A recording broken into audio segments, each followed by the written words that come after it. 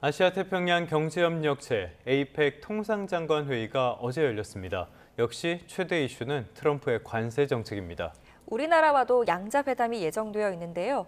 어떤 진전이 있을까요? 스타트경제 오늘은 주원 현대경제연구원 경제연구실장과 함께하겠습니다.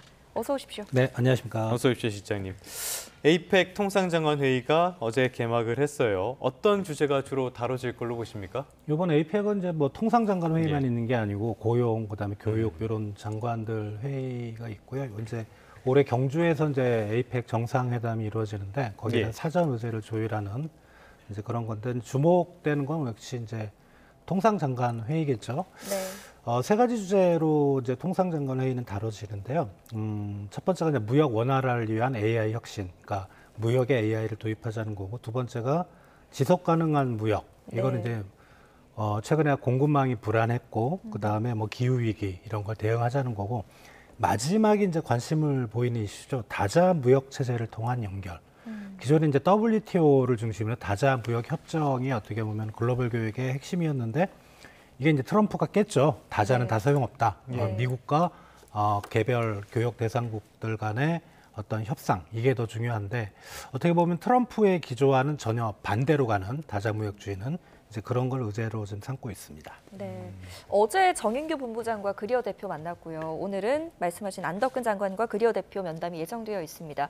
어제 만남과 또 오늘 만남 어떤 차이가 좀 있을까요? 어제는 이제 그 우리 통상교섭본부장이 이제 이 통상장관 회의를 주재라거든요. 산업부 장관이 아니고 우리 통상교섭본부장은 직제상으로는 차관이지만 통상장관이라는 또 타이틀을 가지고 있습니다. 그러니까 어제 만나면 큰 얘기는 없었을 것 같고 뭐 잘 왔다 환영 인사 정도였을 것 같고 오늘 이제 산업부 안덕근 장관하고 이제 그리어 대표 면담을 하는데 사실 이제 한 20개국 정도 되잖아요. 네. 예, 그리어 대표 엄청 바쁠 겁니다. 그러니까요. 예, 그러니까 뭐 회담 시간이 1시간이나 될까요? 그러니까 뭐 기존에 우리 2+2 회담을 했었잖아요, 미국에서. 예, 예. 이제 그런 거를 큰 의제를 삼아서 거기서 뭐 구체적인 어떤 새로운 안이나 이런 거 협상이 있다기보다는 열심히 하자, 뭐 잘 되고 있다. 그 정도의 아마 내용이 오가지 않을까 생각이 됩니다. 실질적인 진전보다는 어떤 또 한 번 인사하는 그런 자리가 될 가능성이 있어 보이는데 그런데 트럼프나 미국 측이나 콧대 높게 그러다가도 이 부분에 대해서는 굉장히 좀 많이 낮아지는 것 같아요. 몸을 낮추는 모습들. 우리나라 조선업에 대해서 협력을 요청을 하면서 그러고 있는데 이렇게 우리나라 조선업에 계속적으로 관심을 보이는 배경은 뭘로 보십니까? 일단은 지금 미국에 들어오는 그 선박들 보면 중국산 예. 선박이 되게 많거든요. 네네네. 그러다 보니까 이제 그런 법까지 지금 만들려고 하고 있잖아요. 그러니까 중국산 선박이 들어갈 땐 돈 내라. 예. 네네. 그러니까 어떻게 보면은 그 미국의 선박이라는 건 민수보다는 이제 군수용도 많고, 미국 조선업이 상당히 좀 많이 망가졌죠. 지금 선박을 건조할 수 있는 조선소가 거의 없다고 보시면 되는데. 네, 저희 지금 그래픽이 나오고 있는데 예. 2020년대에 들어서 대형 선박 건조 가능한 조선소가 60% 넘게 줄었다고 하네요. 네, 그렇죠. 뭐 저게 뭐 중소형 선박까지 하면 제가 알기로 한 20개 정도 되는데 예. 대형 선박이고 그리고 지금 미국이 원하는 선박은 민수용이나 군수용이나 고부가 가치 선박입니다. 네. 그렇다면 고부가 가치 선박을 제조할 수 있는 능력을 지금 마켓쉐어는 전체 선박 사이즈로 보면은 중국이 월등하지만 고부가 가치 쪽 보면 우리나라 기업들이 탑이라고 볼 수 있거든요. 그리고 그런 쪽에서의 협력 그리고 어떻게 보면 군수용 선박을 중국도 만들 수는 있는데 중국에서 만들어 온 걸 미국으로 들이는 건 좀 이상하잖아요. 그죠? 네. 가뜩이나 네네네. 지금 중국 대만 사이의 관계도 안 좋고 그러다 보니까 우리 쪽의 협력을 적극적으로 좀 요청을 하는 것 같습니다. 네. 뭐 LNG 운반선이나 추진선, 뭐 암모니아선 이런 것들은 다 우리나라 기술이 제일 앞서 있다고 하니까는요. 그래서 조선업이 관세 협상에서 중요한 지렛대 역할을 하지 않겠냐 이런 전망도 나오는데 실장님은 어떻게 평가하십니까? 가장 큰 거는 조선업 협력 같고요. 그리고 이제 두 가지 정도 더 있는데, 정부가 이제 공식적으로 얘기한 건 아니고, 이제 우리 시장에서는 그렇게 생각을 하는데, 첫 번째는 이제 농축수산물, 대표적인 게 이제 소고기 네네네. 원령 30개월. 우리나라가 미국산 소고기를 가장 많이 수입하는 국가거든요. 그럼 미국의 이제, 이익단체에서 이제 트럼프 행정부에 로비를 넣었을 거고, 이제 두 번째가 이제, 최근에 주지사가 방문했었죠. 알래스카 주지사가 들어오면서 LNG 예, 인프라에 예. 대한 투자. 그 두 개하고 그다음에 조선업이면 3개 정도가 우리가 제시할 수 있는 카드인데 알래스카 쪽은 좀 시간이 필요한 것 같아요. 우리 공기업이나 정부가 실사도 좀 해야 되는 것 같고 농축수산물은 상당히 좀 민감한 문제고 그렇지만 조선업협력은 우리 쪽에서도 거부할 이유가 없죠. 고맙죠. 미국의 어떤 조선 선박 수입을 보면 저희 나라가 제 기억으로는 30위권 밖이에요. 네. 멕시코가 가장 높고 그리고 저희 금액이 되게 작거든요. 어떻게 보면 미국의 우리 조선 쪽의 수출 마켓쉐어를 높일 수 있는 아주 좋은 기회라고 생각이 됩니다. 네.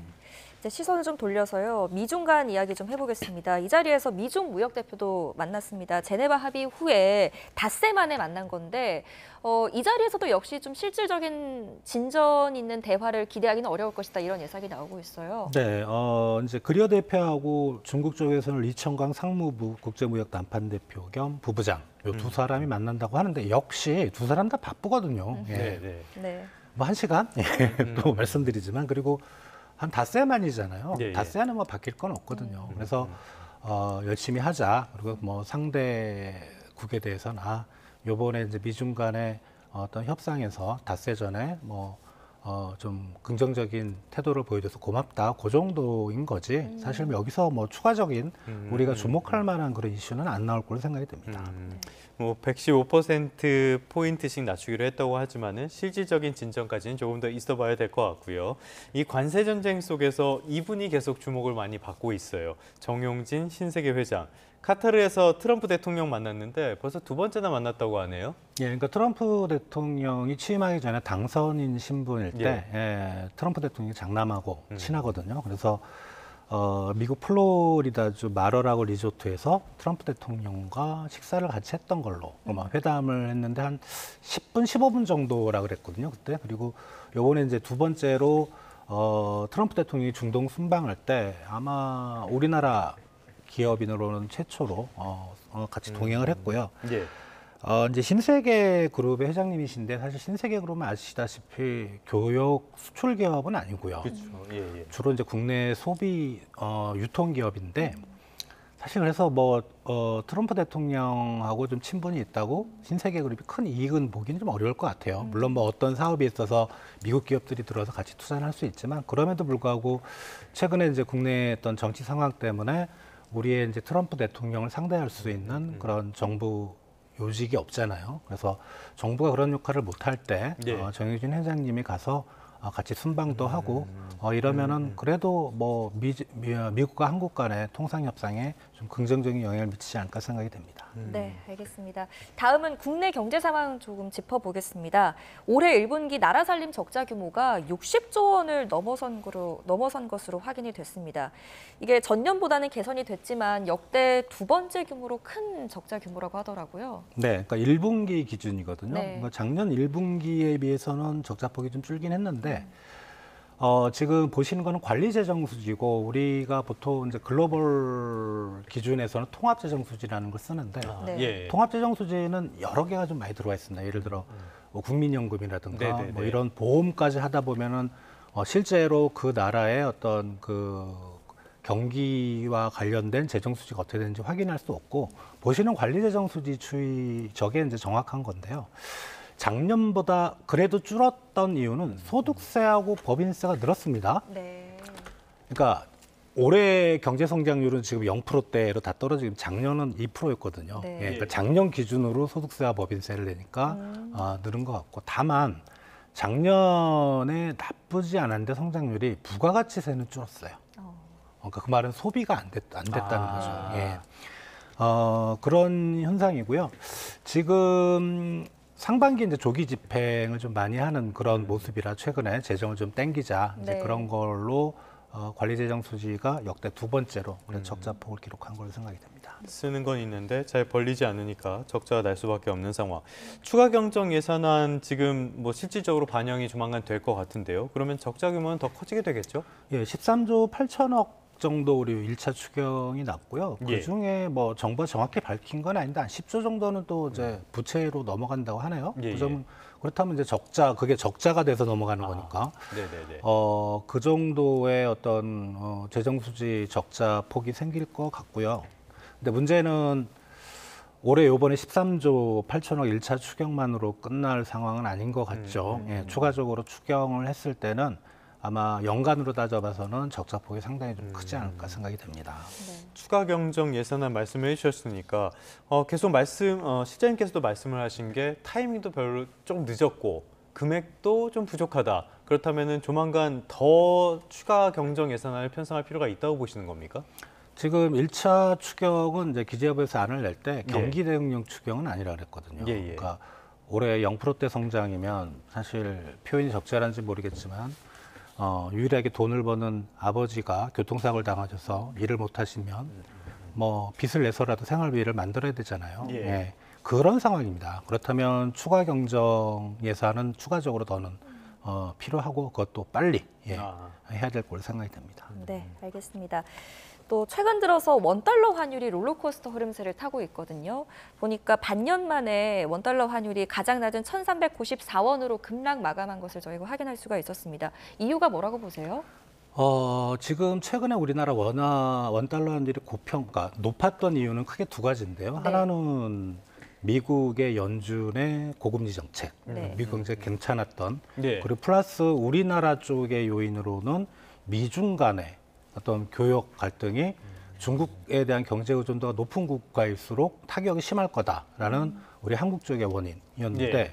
첫 번째 요인은 지금 미국 2년물 국채 금리가 올라가는 걸 봐서는 그 상황 보면 미국 정책 금리가 올라간다는 그런 의미로도 해석할 수 있거든요. 네. 그러니까 첫 번째 요인은 해결이 안 됐는데 최근에 이제 미중 간에 갈등이 많이 좀 완화가 됐잖아요. 네. 그렇다면 우리나라 전체 수출에서 뭐 20% 정도 중국으로 가는데 그렇다면 우리 한국 경제에는 좀 긍정적인 영향을 받지 않을까. 그래서 원화가 강세로 가는데 말씀드렸다시피 첫 번째 어떤 가장 큰 요인이 해소가 안 됐기 때문에 이 원달러 환율이 떨어지는, 그러니까 원화가 강세로 가는 폭은 좀 제한적일 거다. 다만 우리가 몇 달 전에 이제 그런 이슈가 있었는데 뭐 원달러 환율이 1,500원 넘을 수 있다. 그것까지는 아니고 아마 1,400원대 초반, 1,300원대 후반 요 정도의 흐름을 좀 보이지 않을까 생각이 됩니다.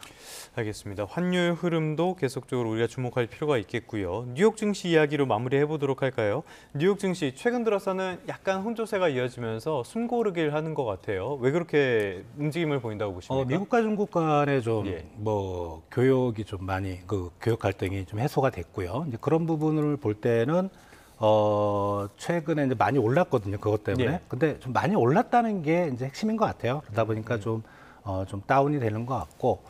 다만 이제 이렇게 미국과 중국 간의 이 모습을 보면 왠지 최근에 이제 트럼프 대통령 이제 화면에 나오는 모습 보면은 뭐 졸던가 좀 많이 좀 분위기가 다운돼 있잖아요. 네네네. 중국과의 싸움에서 좀 패했다는 그런 자괴감이랄까 이런 분위기가 좀 읽히는 거 봐서 그렇다면 어느 순간에 트럼프 대통령이 갑자기 뭔가를 또 터뜨릴 수가 있는 거죠. 네. 그래서 지금 미국 증시가 이제 그런 거를 생각하는 것 같아요. 여전히 잘 모르는 사람이고 불확실한 사람이다. 종잡을 수가 없으니까요. 그걸 반영을 하는 걸로 생각이 됩니다. 알겠습니다. 여전히 불확실한 점도 있고요. 경제 지표도 불안정하게 나온 부분도 있으니까 신중하게 바라볼 필요는 있어 보입니다. 오늘은 주원 현대경제연구원 경제연구실장과 함께했습니다. 오늘 말씀 고맙습니다. 잘 들었습니다.